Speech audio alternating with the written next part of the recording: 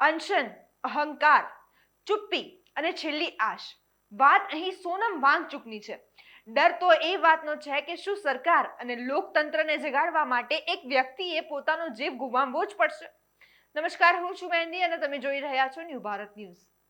નવી દિલ્હીના જંતર મંતર પરથી એક સમાચાર સામે આવી રહ્યા છે. છેલ્લા 20 દિવસથી અન્નનો એક પણ દાણો લીધા વગર ભૂખ હડતાળ પર બેઠેલા દેશના સૌથી મોટા ઇનોવેટર સોનમ વાંગચુકને દિલ્હી પોલીસે વહેલી સવારથી ત્યાંથી હટાવી દીધા છે. સોશિયલ મીડિયા પર આના વિડીયો વાયરલ થઈ રહ્યા છે. પણ આખરે સોનમ વાંગચુક છે કોણ? તેઓ દિલ્હીમાં કેમ હડતાળ પર બેઠા છે અને અત્યારથી કરંટ સિચ્યુએશન શું છે? ચાલો સમજીએ આ વિડીયોમાં. સૌથી પહેલા એ સમજીએ કે સોનમ વાંગચુક કોણ છે. તેઓ લદ્દાખના એક અત્યંત લોકપ્રિય એન્જિનિયર, શિક્ષણ સુધારક અને પર્યાવરણ કાર્યકર્તા છે. પહાડોમાં પાણીની તંગી દૂર કરવા માટે આઈસ ટ્રૂપ એટલે કે કૃત્રિમ ગ્લેશિયર બનાવવાની અદ્ભુત ટેકનોલોજી તેમણે વિકસાવી. એટલું જ નહીં, ભણવામાં નબળા કે નપાસ થતા વિદ્યાર્થીઓ માટે તેમણે SECMOL નામના એક શાનદાર સંસ્થા શરૂ કરી, જેનાથી હજારો યુવાનોની ભવિષ્ય બદલાયું છે. આ જ અસાધારણ કાર્યો માટે તેમને એશિયાનો નોબેલ ગણાતો પ્રતિષ્ઠિત રેમન મેગ્સેસે એવોર્ડ પણ મળેલો છે. તેમના પિતા વાંગલિયાન પણ કાશ્મીર સરકારના મંત્રી રહી ચૂક્યા છે અને લદ્દાખના પછાત વિસ્તારોના વિકાસમાં મોટું યોગદાન આપી ચૂક્યા છે. તો પછી લદ્દાખના આ હીરો અત્યારે દિલ્હીમાં હડતાલ પર કેમ છે?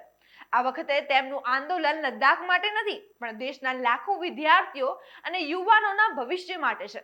દેશમાં ચાલી રહેલા નીટ યુજી પેપર લીક વિવાદ અને પરીક્ષાઓમાં થયેલી ગંભીર ગેરરીતિઓ વિરુદ્ધ કોકરોચ જનતા પાર્ટીના નેતૃત્વમાં ચાલી રહેલા આંદોલનને સમર્થન આપવા માટે સોનમ વાંગચુક 28 જૂનથી જંતર મંતર પર અનિશ્ચિત મુદ્દત સુધી ભૂખ હડતાળ પર બેઠા હતા. તેમની મુખ્ય માંગણી એ છે કે પરીક્ષા સિસ્ટમમાં સુધારો કરવામાં આવે અને પેપર લીકની નૈતિક જવાબદારી સ્વીકારીને કેન્દ્રીય શિક્ષણ મંત્રી રાજીનામું આપે.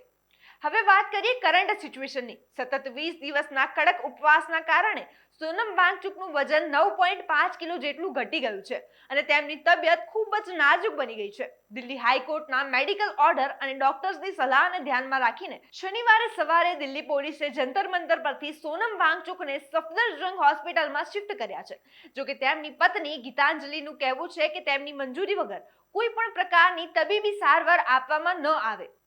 આ પોલીસ એક્શનમાં વિરોધમાં આંદોલનકારીઓએ 20 જુલાઈએ સંસદ તરફ શાંતિપૂર્ણ કૂચ કરવાની જાહેરાત કરી છે. લાખો વિદ્યાર્થીઓની મહેનત અને ભવિષ્યને ભ્રષ્ટાચારથી બચાવવા માટે પોતાના શરીરનું 20% વજન ઓગાળી નાખનાર સોનમ વાંગચુકની આ લડાઈ હવે માત્ર એક હડતાલ નહીં રહી, પણ દેશની શૈક્ષણિક સિસ્ટમને સુધારવા માટેનું એક મોટું જન આંદોલન બની ચૂક્યું છે.